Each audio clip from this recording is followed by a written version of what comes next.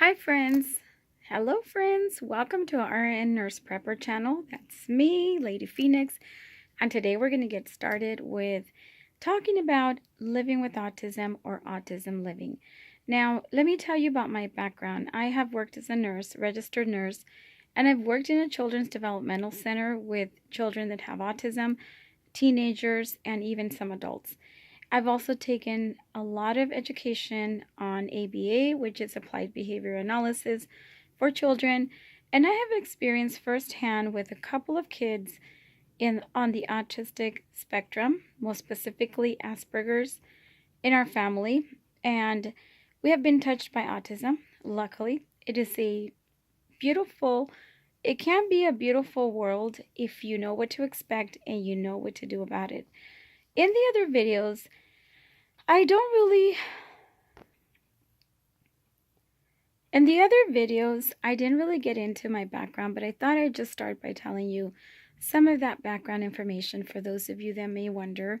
And so one of the things I want to talk to you about today is how to go about getting that diagnosis, because you could get all caught up in the medical jargon and also caught up on trying to find out what it is and how to cure it, and there's no treatment for it. There's no cure, but there are things you can do to make an understanding of what autism is. And so that way you can actually help the person that you are going through this experience with to understand the world better and make it a more functional living, I guess, if you will.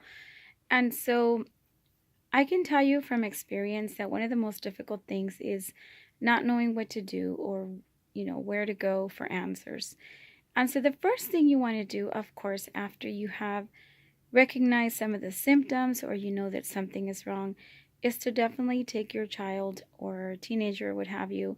Hopefully it wouldn't be a teenager that you're just finding out about, because that's not that it's too late, but you want to do early intervention as quickly as possible, which is why in my last video I said you don't want to get hung up on a labeling or not labeling, but it's better to label, in my opinion, because that way you can get early intervention services.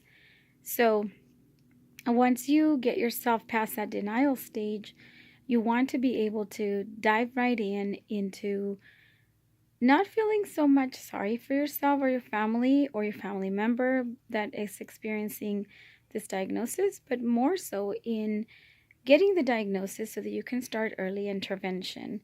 And those are going to be things, intervention like maybe speech therapy, if there's any speech and language delays, occupational therapy, if there's any sensory challenges, sensory integration disorder is what they are called.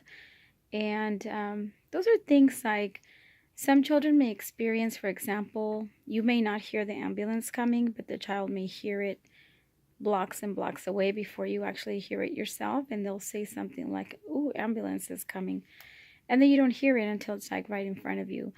Or sometimes it's sensory to touch. They can't wear clothing that is rough, or they'll describe it as it's itching, it's itching to them, itchy, and things like that. So that's what sensory issues are. Speech and language delay is obvious, or regression. Maybe they talked, and then this is more for Asperger's, they talk and then they lose their language after a certain period of time, so they're regressing. So that's some of the things that they will do as far as getting help and getting early intervention.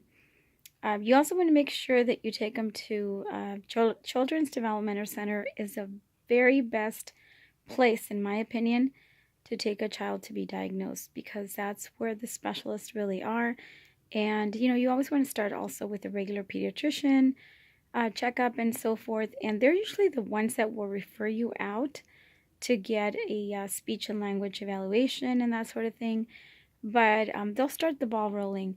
But a lot of times I have found, even working as a nurse, believe it or not, that a lot of doctors will kind of use the wait and see approach, which is, they just give it a little bit more time, and then again, give it a little bit more time. And early intervention doesn't really get here as quickly. So you really want to be a little bit more on the assertive and really push that doctor sometimes if you have to, or even get a second opinion to be able to get the ball rolling if you know there's something going on with your child, because the earlier the better. So, yeah, so that's what I wanted to talk to you about today. I'm already, wow, okay, I'm already over time. So I will talk to you guys more about this tomorrow. Thank you so much for watching. Remember to be healthy, well, happy, and organized. Many blessings, and we'll pick up our conversation where we left off. Thank you so much for your support, friends.